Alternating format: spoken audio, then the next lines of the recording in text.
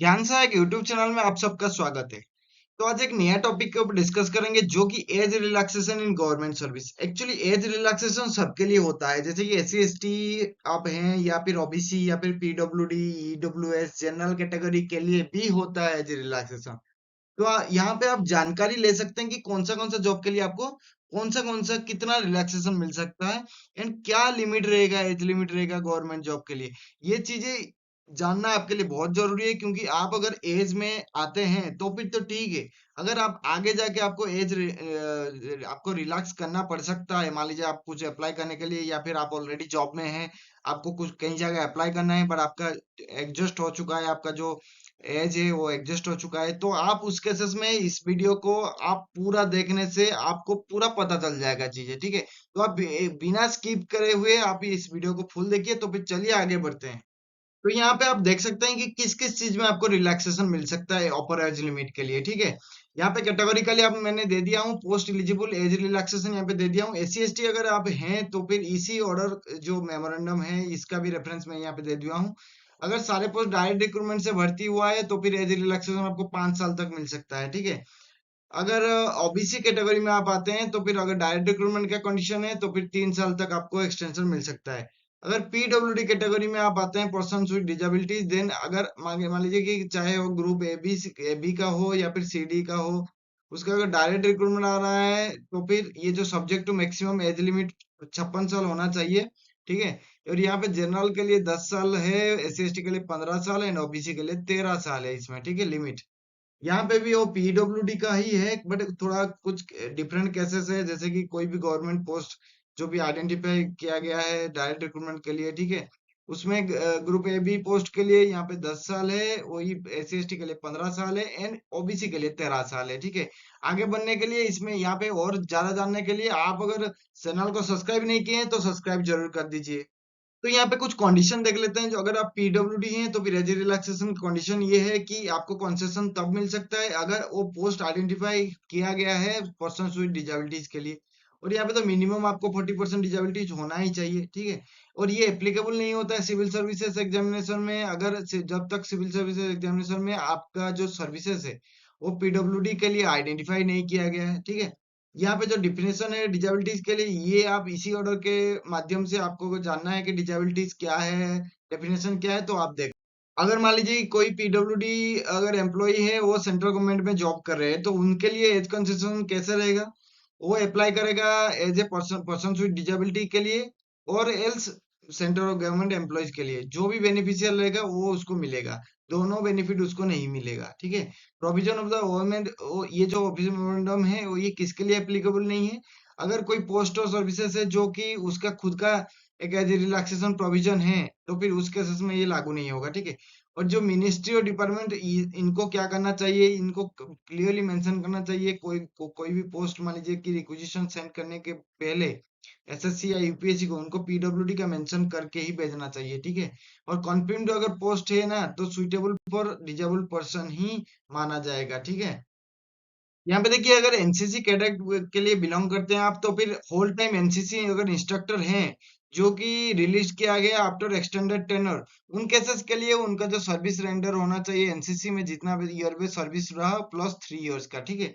और अगर whole time instructor है एनसीसी में after expiry of initial extended tenure, या फिर आपको रिलीज किया गया है बिफोर टेनर में with at least 6 month of NCC service, तो उस केसेस के लिए अगर ऑल पोस्ट के लिए आप अप्लाई कर सकते हैं उसमें। तो period of NCC service plus 3 years वही सेम चीजें ही यहाँ पे लागू हो रहा है।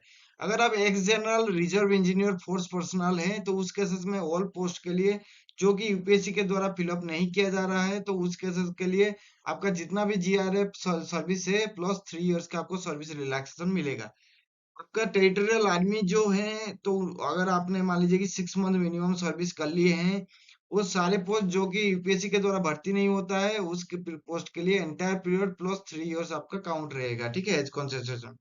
ये जो एक्स सर्विसमैन कैटेगरी में आते हैं तो उनका जो भी नोटिफिकेशन नंबर यहाँ पे मैं मेंशन किया हूँ, एक्स सर्विसमैन कैटेगरी में अगर आप एलिजिबिलिटी बनेगा ओनली आपको group C and group D के लिए मिलेगा। ग्रुप डी मतलब आप आज के डेट में और ग्रुप डी नहीं रहा, बट ग्रुप सी के लिए एमटीएस के लिए, तो उस केसेस के लिए मिलिट्री सर्विस प्लस 3 इयर्स हो गया, ठीक है। और आपका अगर डिजेबल डिफेंस सर्विसेज पर्सनल हैं आप तो फिर उस कैसे के लिए group C and D D employment action से भरा जाएगा। तो उसमें क्या रहेगा कि 45 ईयर्स रहेगा और एस सी के लिए 50 ईयर्स रहेगा। और अगर group A and B B through UPSC के लिए भरा जा रहा है तो फिर 45 ईयर्स रहेगा और 50 ईयर्स रहेगा। अगर कोई भी पोस्ट अगर कॉम्पिटिटिव एग्जाम से फिल किया जा रहा है तो फिर 3 ईयर्स रहेगा उसका एज कंसेशन एंड 8 ईयर रहेगा उनका एस सी के लिए। यहाँ पे ex personnel army medical crop corps officer जो कि शॉर्ट सर्विस कमीशन में आते हैं, तो उनके वो उनका सारे पोस्ट उनका मेडिकल क्वालिफिकेशन का रिक्वायर होगा। और उसमें जो एज रिलैक्सेशन रहेगा वो 35 ईयर्स का रहेगा, ठीक है, सबसे ज्यादा बहुत ज्यादा इसमें रह रहा है। एक्स सर्विसमैन में ईसीओ और एसएससीओ में आपको ग्रुप ए और ग्रुप बी का डायरेक्ट रिक्रूटमेंट के लिए आपको मिलिट्री सर्विस प्लस 3 ईयर्स का चाहिए। एंड ग्रुप बी के लिए जो ex service and commission post होता है, तो उसके लिए उनका 5 साल का सर्विस चाहिए, ठीक है।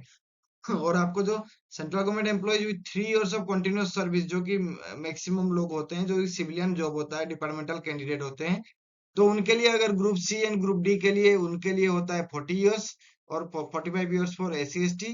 और ग्रुप ए ग्रुप बी भाया यूपीएससी जो भी एग्जाम होता है, तो उस केसेस में 5 ईयर्स का उनका रिलैक्सेशन रहता है, ठीक है। कोई भी अगर विडो है, डिवोर्स्ड है या सेपरेटेड वुमेन जो कि रीमैरिड नहीं किए हैं, तो उनके लिए group C and group D के लिए अगर आप एसएससी के थ्रू या फिर एम्प्लॉयमेंट एक्सचेंज के थ्रू कर रहे हैं या फिर ग्रुप ए ग्रुप बी भाया अपना कंपटीशन एग्जाम के लिए कर रहे हैं, तो फिर उसमें 35 ईयर्स रहेगा आपका एज रिलैक्सेशन और 40 ईयर्स रहेगा SC/ST के लिए। अगर आप मेरिटियस स्पोर्ट्स पर्सन हैं और सारे सिविल पोस्ट के लिए नोट बाय यूपीएससी जो भी पोस्ट के लिए आप एलिजिबिलिटी है आपका, तो उसमें अप टू 5 ईयर्स रहता है रिलैक्सेशन और 10 ईयर्स रहता है SC/ST के लिए रिलैक्सेशन। अगर आप जम्मू कश्मीर का रेसिडेंट हैं तो फिर ये जो आपका जो ऑफिशियल नोटिफिकेशन है उसके आधार पे जो भी पोस्ट सेंट्रल गवर्नमेंट में है टिल 31/12/2015, उसके केसेस में आपको 5 ईयर्स का रिलैक्सेशन मिलेगा subject to limits in rules. कुछ कुछ लिमिट्स में भी मॉडिफाई करा चुका है और कुछ कुछ एक्सेप्शनल रूल्स होता है। यहाँ पे देख लेते हैं कि definitions for concessional purposes as per DoPT guidelines में रिट्रेंच्ड एम्प्लॉय जो कि मान लीजिए कि कुछ 6 मंथ से पहले ही इनको निकाल दिया गया है या फिर वो निकाल के चले गए, ठीक है, वो उस केसेस में। और फिर आपको होल टाइम एनसीसी अगर इंस्ट्रक्टर हैं आप, वो जो कि रिक्रूट हुआ है ऑन और आफ्टर 1963, और एक्स जी आर ये पर्सनल है, अगर आपको मान लीजिए कि 6 मंथ के बाद आपको कंटिन्यूस सर्विस के बाद आपको रिलीज कर दिया गया है, तो उस केसेस में। एंड अगर डिजेबल्ड एक्स सर्विसमैन है, जैसे कि आपको कोई वार लड़े हैं या कॉन्फ्लिक्ट ऑपरेशन जहाँ पे आपने डिजेबल्ड हो गए हैं, उस केसेस में आपको कंसेशन मिलता है, ठीक है। बहुत लोग पूछते हैं कि एक्स सर्विसमैन का डेफिनेशन क्या होता है।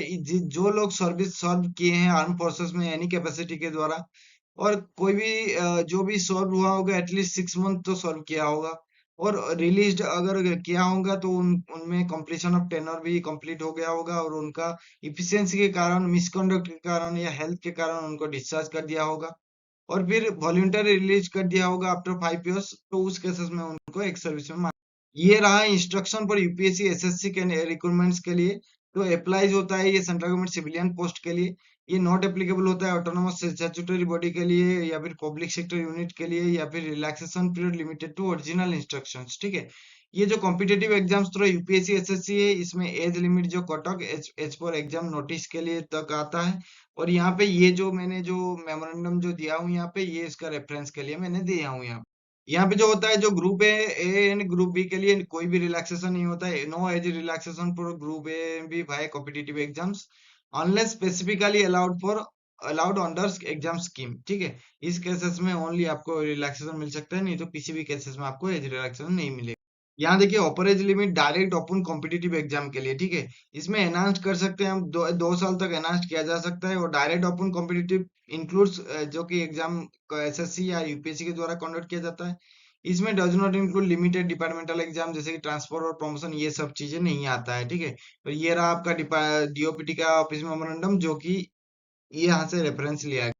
अगर वीडियो अच्छा लगा तो फिर लाइक कमेंट एंड शेयर कर दीजिए और सब्सक्राइब करना ना भूलिए, ताकि सब्सक्राइब करने से आपको आगे जाके और वीडियो मिल सकता है, ठीक है। Thank you guys.